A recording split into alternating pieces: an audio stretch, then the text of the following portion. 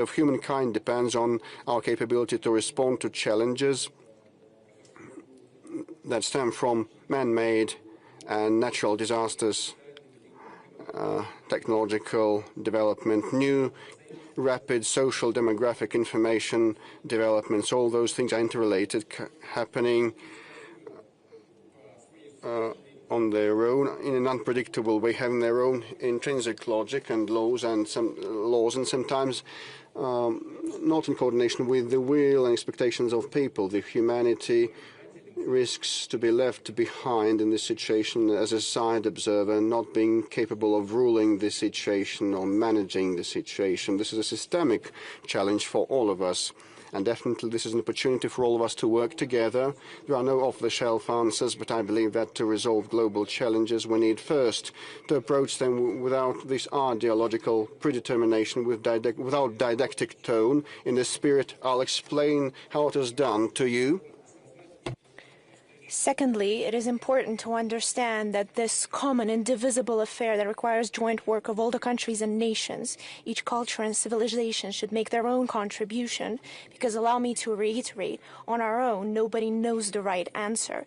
It can be fostered only in the process of joint constructive search, by uniting and not dividing our efforts and national experiences of different states. Allow me to repeat myself. Conflicts and clashes of interest have existed and continue to exist, and they will exist. The issue is how we solve the multipolar world, as I've already mentioned, is the return to classic diplomacy, where the key to resolution is through mutual understanding, mutual respect, and not coercion.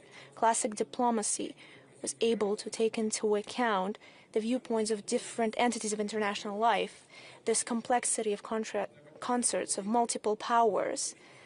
But in due time, it was replaced through Western diplomacy of monologue, of endless lessons and demands.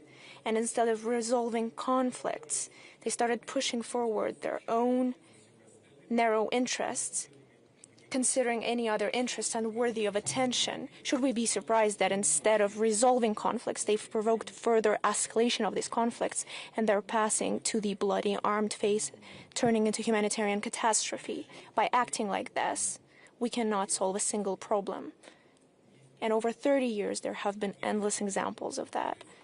One of them is the Palestinian-Israeli conflict, that through the script of Western unilateral diplomacy, fully overlooking history, tradition, identity, the culture of people living there, they can't solve. Just as they can't stabilize the situation in the Middle East, which in turn continues to degrade. And we're taking a closer look at the initiatives of President Trump, but I believe there could be light at the end of the tunnel. Horrible example is the Ukrainian tragedy. It's pain for both Ukrainians and Russians, for all of us. The reasons for the Ukrainian conflict are well known to anyone who has gone far enough to look at the back history of its current most critical stage. And I will not repeat myself. I'm sure that everyone here is well aware and understands my position on the issue. I have voiced it many, many times, but we also know something else. Those who encouraged, goaded, and armed Ukraine, stirring it up against Russia, for decades fostered rampant nationalism and neo-Nazism, simply couldn't care less, not only for Russian interests, but for Ukrainian interests, either for true interests of the people of that country. They have no remorse for that people. It's nothing but expendable material for globalist expansionists on the West, as well as their serfs in Kiev. The results of reckless filibusterism speak for themselves.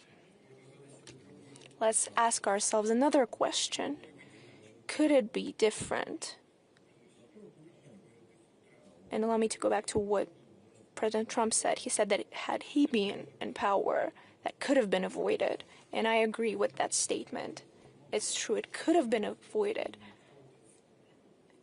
had the work been built differently with the U.S. administration back in the day. If Ukraine hadn't been turned into a destructive weapon in someone else's arms, had they not used the Northern Atlantic bloc approaching our borders.